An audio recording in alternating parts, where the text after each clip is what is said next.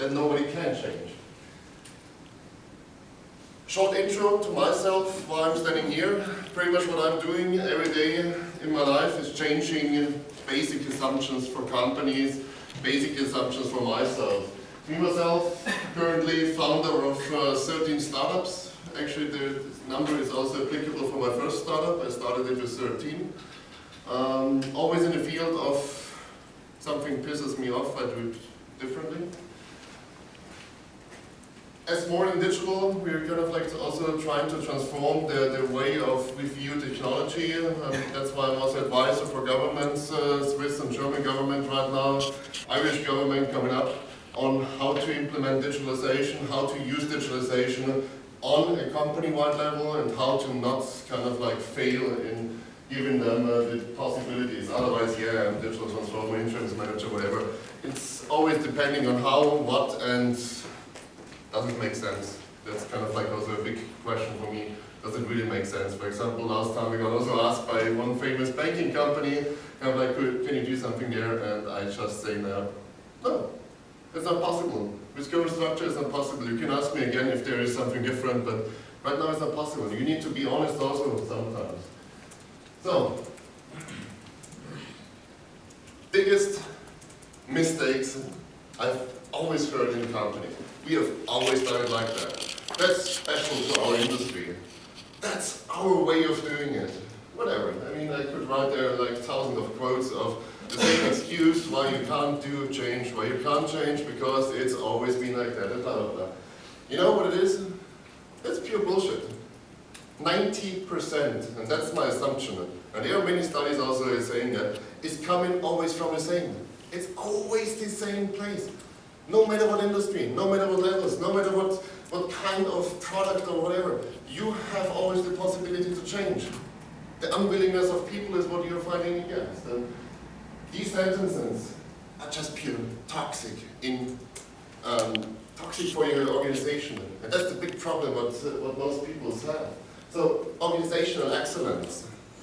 There are many ways of looking at it, but I like this picture because organizational excellence begins there where others fail. People are kind of like busy in carrying their own package, and that's companies currently doing.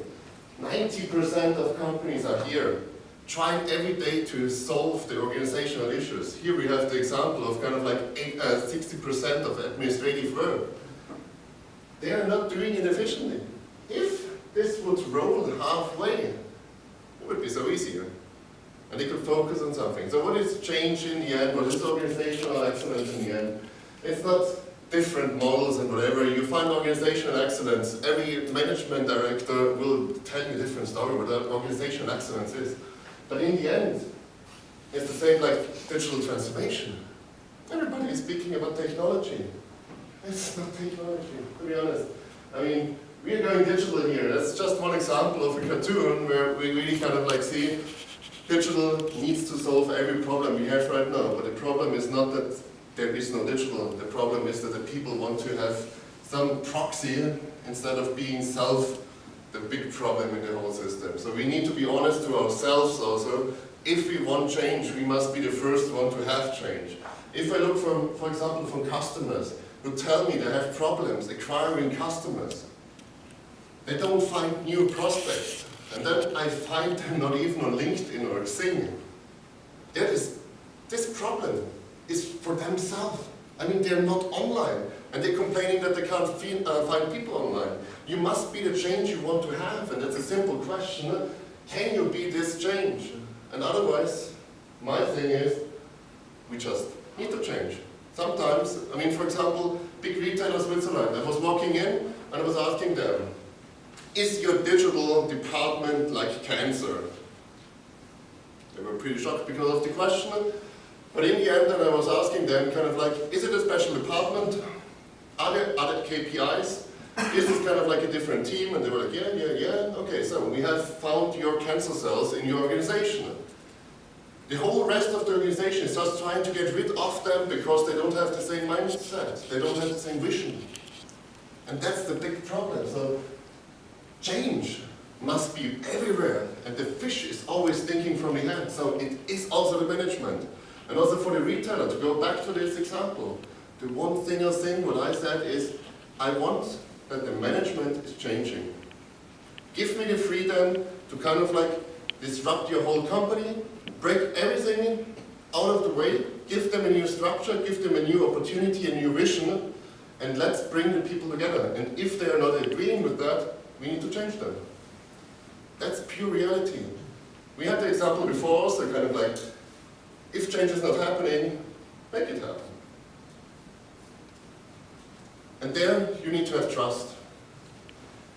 I guess the biggest problem for most transformation projects where I'm in, and also startup projects or whatever, it's kind of like people are not given trust.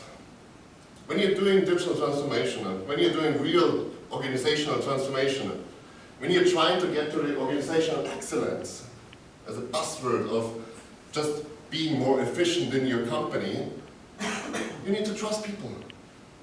Sometimes you hire great people, but they are just being stuck in a system where you don't trust them. You don't give them the chance to actually change something. We had a great example at one of the steel producers in Switzerland. They're making special steel stuff. They didn't trust anybody. 20 years onwards, they were kind of like saying the same sentence of, yeah, we did it always this way. In the end, what we found out is they didn't trust even their salespersons.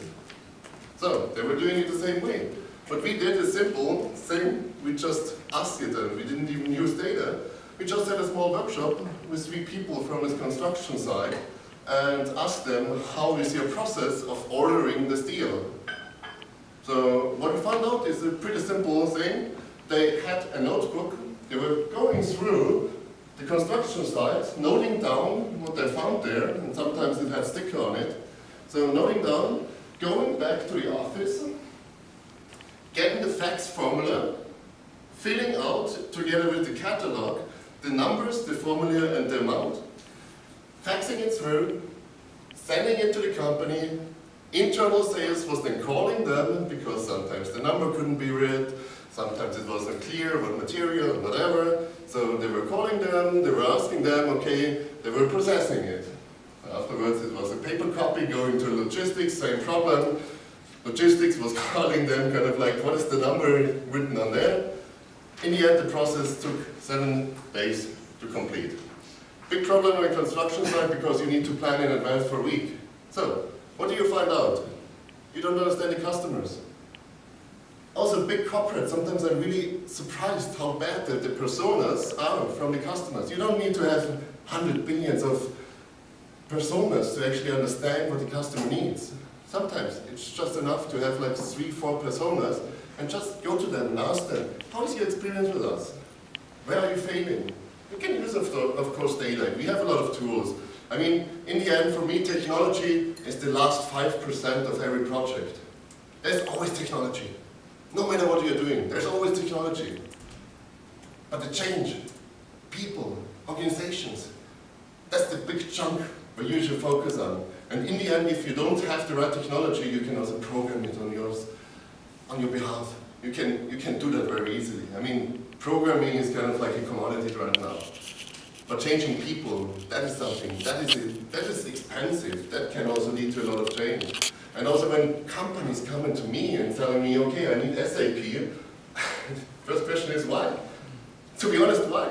You don't have the organization ready for that. You don't have the people ready for that. You're going to implement something which costs a lot of money, and in the end, a year later, I'm going to bet a lot of money, you're going to complain that the software is not working.